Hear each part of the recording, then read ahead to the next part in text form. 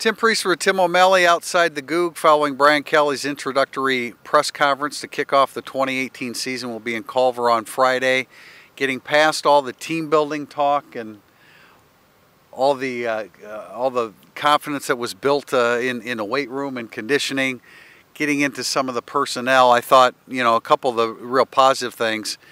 Brandon Wimbush, Brian Kelly gives him an A+ for his offseason. Yeah, I guess A+ gives me some confidence because I think if he didn't have a great offseason in Kelly's mind, he probably wouldn't have doubled down with the A+. There is effusive praise usually for these guys coming out of August. I mean, going into August, why not be positive?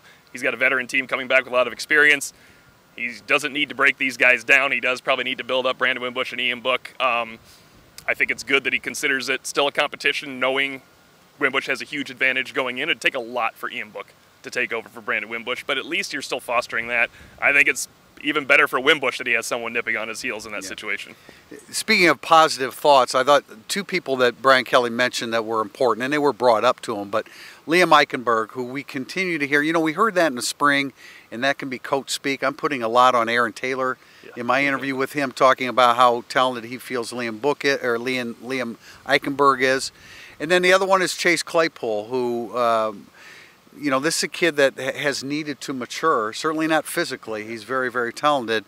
But to hear positive things about those two guys, if they can live up to the expectations going in, Notre Dame's got a chance to be pretty good offensively. Yeah, I think I have tried to overlook as much as possible the talk about traits with Chase Claypool because he's so incredibly gifted athletically. And would he be the first wide receiver to need some traits to run around and make plays on a Saturday in college football? I don't think so, but it's still good that maybe the most telling thing Kelly said about Claypool's maturity was he kind of realizes they're not letting this go.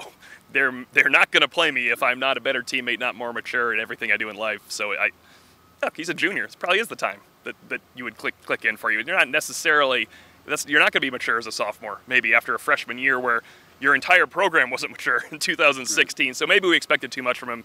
Now we should be expecting that he is somewhat of a leader because of his ability to play football. Well, and now he's one of the few upperclassmen. It's a very young core, and so they need him to do that.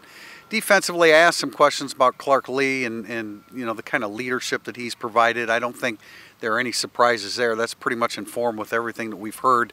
I got a kick out of Brian Kelly referring to Tranquill and Coney as two tackling machines in the middle of the field for them, and that's exactly what they are as they head into training camp. Yeah, look, there's competition. I asked the question about Coney and Tranquill. We know there's competition. We also know there's certain starters, and these two guys are closer to All-American than they are the bench. He needs them to be that.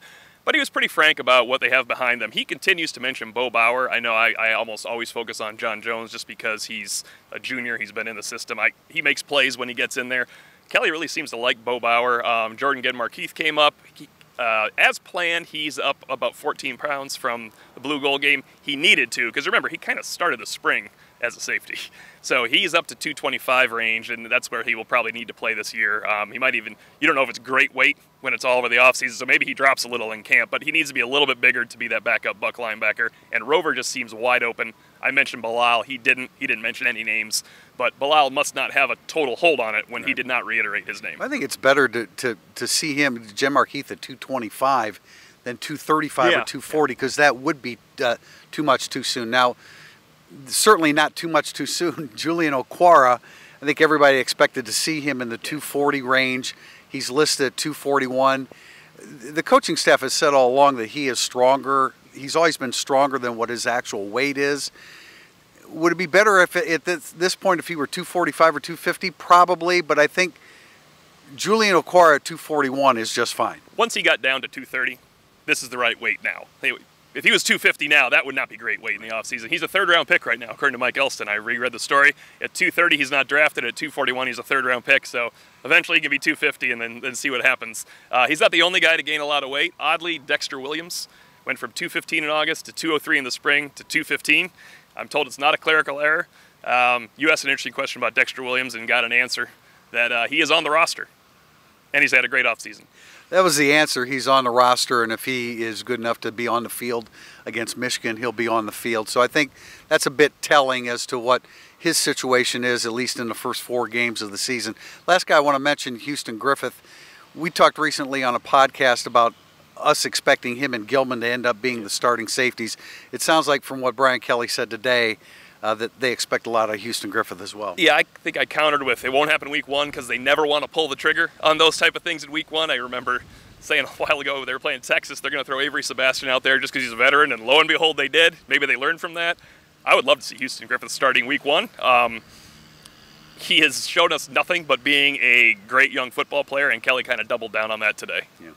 Well, we'll be back tomorrow. We'll be in Culver, Indiana, the Culver Academies, as Notre Dame opens 2018 practice in Culver.